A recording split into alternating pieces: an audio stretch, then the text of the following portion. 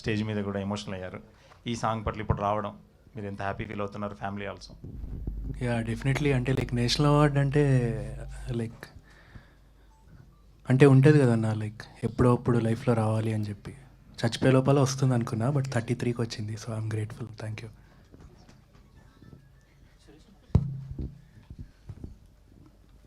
సరేష్ గారు అన్న congratulation. Thank you అన్న. జనరల్గా మనం ఒక జోనర్లో సినిమాలు తీస్తూ ఉంటాం, అవి ఇష్టపడతాం. ఒక్కొక్క దర్శకుడు ఒక్కొక్క మార్క్ ఉంటుంది, అది చేసుకుంటూ వెళ్తాం. ఈ అనుకోని మార్కు మీరు విజయం రీసెంట్గా సాధిస్తున్న ఈ అవార్డ్స్. సో ఇక నుంచి ఫర్దర్గా తీయబోయే సినిమాలన్నీ వీటిని కూడా దృష్టిలో పెట్టుకుని కథలు తయారు చేసి సినిమాలు చేస్తారా? లేదన్న, నాకు అంటే రెండు థింగ్స్ మైండ్లో ఉంటుంది స్క్రిప్ట్ రాసుకునేటప్పుడు. ఒకటి, ప్రొడ్యూసర్ పెట్టిన డబ్బులు రిలీజ్ ముందే ప్రొడ్యూసర్ సేఫ్ అవుతున్నాడా లేదా. సో మార్కెటింగ్ కానీ, టీజర్ కానీ, సాంగ్స్ కంపోజింగ్ అప్పుడు కానీ, ప్రమోట్ చేసే విధానంలో నేను పెడుతున్న సినిమాకి ఇంత మార్కెట్ అవుతుంది, ఇంత అవుతుంది, ఇంత అవుతుంది, ఆ ప్రొడ్యూసర్ సేఫ్ అయిపోవాలి రిలీజ్ ముందే అనే ఒక థింగ్ లోపల ఉంటుంది. సో నా పర్సనల్ సినిమా టేస్ట్ ఏదైతే ఉందో అది కూడా పక్కన పెడతాను. యాక్చువల్లీ అంటే డబ్బులు సేఫ్ అవ్వాలి అనేది ఒక మెయిన్ టార్గెట్ ఉంటుంది. రెండోది, టికెట్కున్న టార్గెటెడ్ ఆడియన్స్కి ఒక బెస్ట్ మూమెంట్స్ ఇచ్చి పంపించడం, అంతే. దానిలో భాగంగా అవార్డ్స్ వస్తే సంతోషమే, బట్ ఈ రెండు అయితే ముఖ్యం, చాలా ముఖ్యం నా వరకు పర్సనల్గా. స్క్రీన్ ప్లే రాసేటప్పుడు మాత్రం అది గుర్తుపెట్టుకుంటాను. స్క్రీన్ ప్లే రాసేటప్పుడు టీజర్ రాసుకుంటాను, ట్రైలర్ రాసుకుంటాను, ఈ సాంగ్ ఉండాలి ఈ టైంలో. అంటే మీరు చూస్తే చెన్నై లవ్ స్టోరీ ఇప్పుడు మేము తీస్తున్నాం కదా. సో చెన్నై లవ్ స్టోరీ ముందు గ్లిమ్స్ ముందే రాసేసుకున్నాం. సో అది రాస్తే మా ప్రొడ్యూసర్ పెడుతున్న డబ్బులు ఎంత సేఫ్ అవుతుంది ఇట్లా. సో అవార్డ్స్ కోసం రాసుకోవటం కాదు, ముందు నిర్మాత, ప్రేక్షకుడు వీళ్ళే ముఖ్యం అని ఆలోచిస్తాను. వరుసగా ఏ సినిమా రిలీజ్ అయినా రకరకాల కాంట్రవర్సీలు, రకరకాల ప్లస్ మైనస్లు ఇవన్నీ జరుగుతూ ఉంటాయి రెగ్యులర్గా. అలాగే ముఖ్యంగా నిన్న ఈ అవార్డు అనౌన్స్ చేసిన తర్వాత ఎంత పాజిటివ్ ఉందో కాంట్రవర్సీ కూడా కొన్ని జరుగుతున్నాయి. వాటి గురించి ఓ దర్శకుడిగా మీరు ఏం చెప్తారు? కాంట్రవర్సీ వచ్చిందా? మీ దాని గురించి కాదు, మామూలుగా అవార్డ్స్ వచ్చే దాని గురించి కామెంట్ చేస్తూ ఉంటారు. వేరే సినిమాల గురించి వచ్చింది కదా అంత వైరల్. నా వస్తుందన్న, అక్కడ ప్రాసెస్ తెలిస్తే తెలుస్తుంది ఎంత టఫ్ ఉంటుంది, ఏముంటుంది అనేది. ఏముంది, మాటలే కదా అనేది అంతే, simple. Like we have to respect all the winners. Anil Ravipudi గారికి, సాహు గారికి, అండ్ ప్రశాంత్ వర్మ, కాసర్ల శ్యామ్ గారు, ఇంకెవరు, రోహిత్, సుకృతి, అందరూ ద డిజర్వ్ అండ్ మనం గౌరవించుకోవాల్సిన వాళ్ళందరూ. ఎస్కేన్ గారు, మీరు ఒక జర్నలిస్ట్గా ఉండి, ఒక జర్నలిస్ట్గా ఉండి తర్వాత ప్రొడ్యూసర్గా, పిఆర్ఓగా ఒకటి చేసి తక్కువ సమయంలో ఇలాంటి అవార్డు రావడం గురించి మీరు ఏం చెప్తారు? లేదండి, సినిమాల్లోకి వచ్చాక తక్కువ సమయం కానీ ఇది రావడానికి చాలా ఎక్కువ సమయం వెయిట్ చేశా. సో అది అందరికీ ఉంటుంది కదా. సో ఓవర్ నైట్ సక్సెస్ అంటారు కానీ ఆ నైట్కి రావడానికి మనం చాలా నైట్లు కష్టపడాల్సి ఉంటుంది. సో లైఫ్ అనేది ఒక ఫుల్ సర్కిల్. సో నా ప్రతి సినిమా నేను నమ్మి, అది ఏ రేంజ్ సినిమా అయినా నా హార్ట్ పెట్టి కష్టపడతాను. అది అలా అనేది ఒక ప్యాకేజ్లా చేసి అలా తీసేద్దామని ఉండదు. ఈ సినిమా ఎంత ఇంపాక్ట్, నేను ఆడేనైతే దీనికి టికెట్ ఎందుకు కొనిపెట్టు చూస్తాననే ప్రాస్పెక్ట్లో చేస్తాను. సో నేను పెట్టే ఎఫర్ట్కి గుర్తింపు వస్తుందని అనుకుంటున్నాను. దానికి నాకు నా దర్శకులు సాయి రాజేష్, నాకు బలమైన పెర్ఫార్మెన్స్ చేయగల ఆనంద్, వైష్ణవి, మంచి మ్యూజిక్ డైరెక్టర్ విజయబుల్ గాన్, సో అందరు ఒక టీం కుదిరింది. సో ఆ టీంలు కుదరటం అనేది నేను పెట్టే హార్డ్ వర్క్, కొంత అదృష్టం కూడా. ఆనంద్, మొన్న కింగ్డమ్లో మిస్ అవ్వడం అందరూ ఫీల్ అయ్యారు. ఆ రోజు ఫంక్షన్కి మీరు మిస్ అయ్యని చెప్పి మన విజయ్ దేవరకొండ కూడా మాట్లాడారు, మంచి సక్సెస్తో వస్తాడు అని చెప్పడం జరిగింది. ఎందుకంత గ్యాప్ తీసుకుని సినిమాలు చేస్తున్నారు? నేనా, అంటే అన్ఫార్చునేట్లీ కొన్ని ప్లాన్ చేసినా కానీ అవి ప్లాన్ తగ్గట్టు వెళ్ళలేదు. But now I'm doing some continuously there are some films happening. నేను ఇంకా అంటే ఇంకా ప్రూవ్ చేసుకోవాలి in terms of trade, in terms of business కదా. So it take some time naturally. అంటే నాది ఏదో ఫాస్ట్గా చేద్దామని కాదు, మంచి సినిమాలు కష్టపడైనా మంచి సినిమాలు తీద్దామనే ఉద్దేశంతో చేస్తున్నా అంతే. వైష్ణవి, సార్ ఎన్ని కమర్షియల్ సినిమాలు మనం చేస్తున్నా కానీ అవార్డు కోసం ఒకటైనా మనకి చేద్దాం అని ఆ వచ్చే సబ్జెక్టులు మనం కమర్షియల్ సినిమా పక్కన పెట్టి అవార్డు కోసం సినిమాలు చేస్తూ ఉంటారు కదా. అలా హీరోయిన్గా చాలామంది సాక్రిఫైస్ చేసి కొంచెం కమర్షియల్ ఎలిమెంట్స్ నుంచి దూరంగా వెళ్ళి, గ్లామర్స్ దూరంగా వెళ్ళి చేసిన సినిమాలు కూడా సందర్భం ఉన్నాయి. సో అలా మీకు అవకాశం వస్తే చేస్తారా? వాటి గురించి మీరు ఏం చెప్తారు?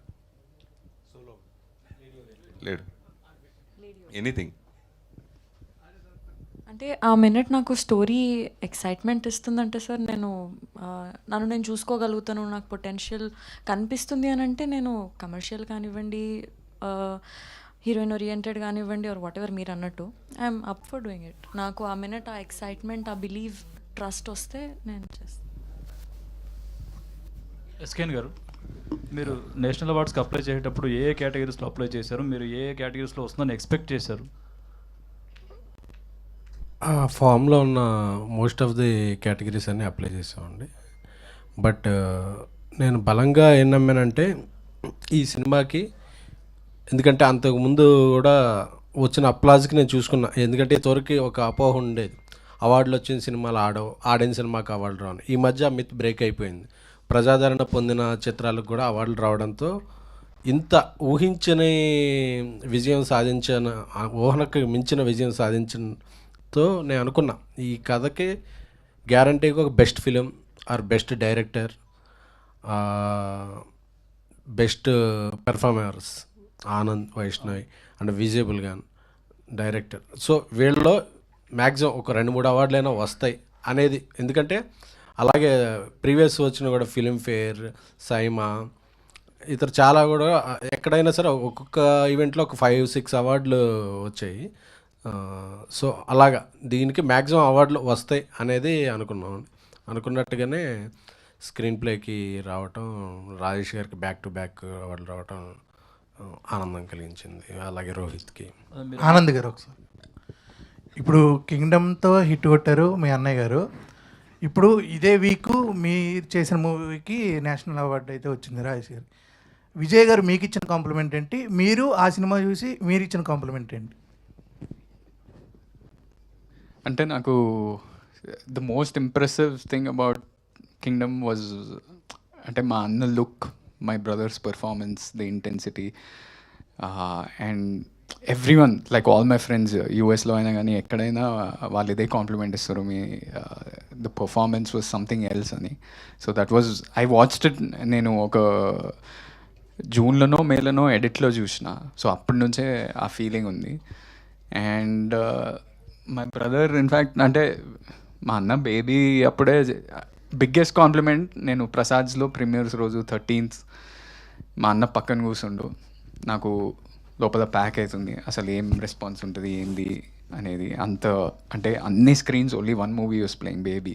అదే నాకు మస్తు టెన్షన్ అవుతుంది. నేను ఇటువైపు చూడాలనుకుంటే నాకు భయం అవుతుంది ఆయన రెస్పాన్స్ ఎట్లుంది అని. లాస్ట్లో ఇటువైపు చూస్తే ఆయన కళ్ళు నీళ్ళు తిరుగుతున్నాయి. So that is the biggest compliment. I don't think he has to say anything else. సరేజ్, మీరు హిందీలో వెళ్తున్నారు ఈ సినిమా తీయడానికి. అక్కడ హీరోకి ఏదో కొంచెం ఇష్యూస్ వచ్చి హీరో తప్పుకున్నాడు. ఇప్పుడు ఈ సినిమాకి 2 నేషనల్ అవార్డులు వచ్చాయి. ఇప్పుడు అక్కడ ఈ సినిమా చేయడానికి హీరోలు ముందుకు వచ్చే అవకాశం ఉంటుంది చాలామంది. అంటే ఎవరిని సెలెక్ట్ చేయబోతున్నారు ఏంటి? ఆల్రెడీ ఫిక్స్ అయిందా, ఇంకా ఎవరన్నా చూస్తున్నారు? హీరో తప్పుకోలేదండి, ఇద్దరం కలిసి పని చేయకూడదు అనుకున్నాం యాక్చువల్లీ. ఆల్రెడీ సెలెక్ట్ అయిపోయారు. ఇంకో హీరో ఒక 10 రోజుల్లో షూటింగ్ స్టార్ట్ అవుతుంది. ఆగస్ట్ ఐ థింక్ 25వ తారీఖు నుంచి కంటిన్యూస్గా 4 monthsలో సినిమా ఫినిష్ చేస్తాను యాక్చువల్లీ. సో హీరో లాక్ అయిపోయారు. ఓకే అండి, wish all best. Rohit, hi, this is Sharath. And first అంటే ఈ లిరికల్ వీడియో మనకి ఆర్కేలో ఐ థింక్ ప్లే చేసినట్టున్నారు. అప్పుడు మీ పేరెంట్స్ అందరూ వచ్చి ఫస్ట్ ఈ సాంగ్ అంతా విని చూసినప్పుడు, అండ్ ఇప్పటికి అంటే నేషనల్ అవార్డు వచ్చిన దీనికి ఈ ఎలా అనిపించింది? Parents felt happy or? I think చాలామందికి అంటే ఎప్పటి నుంచో పాడుతున్న సింగర్స్ కూడా still national award is a very dream. And male సింగర్స్కి పర్టికులర్లీ ఇట్స్ అంటే కళ అనమాట. ఒక సాంగ్ ఎప్పుడు మన పేరుతో బయటకు వస్తేనే చాలా హ్యాపీ అని ఫీల్ అవుతారు. సో ఎలా అనిపిస్తుంది మీకు? నాకు ఆనెస్ట్లీ చెప్పాలంటే లైక్ చిన్నప్పుడు ఐ థింక్ నా 4th క్లాస్ 5th క్లాస్లో అనుకుంటా మా అమ్మ నాన్నతో చెప్పేవాడిని అనమాట. అంటే నేను అప్పుడు చాలా రియాలిటీ షోస్కి అట్లా వెళ్ళేవాడిని. సో వెళ్ళి అన్నిట్లో లైక్ ఎలిమినేట్ అయిపోయి వచ్చేవాడిని అనమాట. బికాజ్ అప్పటికి ఇంకా నా వాయిస్ ఇంకా చేంజ్ కాలేదు, అంటే లైక్ ప్యూబర్టీ హిట్ అవ్వకముందు. సో ప్రతిసారి ఎలిమినేట్ అయిపోయినప్పుడు లైక్ ఇంట్లో చుట్టాలందరూ ఉంటారు కదా, వాళ్ళందరూ ఎందుకు తిప్పుతున్నారు అని అట్లా చదివిపించండి అది ఇది అని చెప్పేవారు అనమాట. సో అప్పుడు నేను అనేవాడిని అనమాట లైక్ ఏదో ఒక రోజు లైక్ నేషనల్ అవార్డు తెచ్చుకుంటా అని చెప్పి. అంటే ఐ స్వేర్ లైక్ ఇవాళ నేను ఏదో చెప్పాలని కాదు, ఐ స్వేర్ లైక్ అలా అంటూ ఉండేవాడిని అనమాట.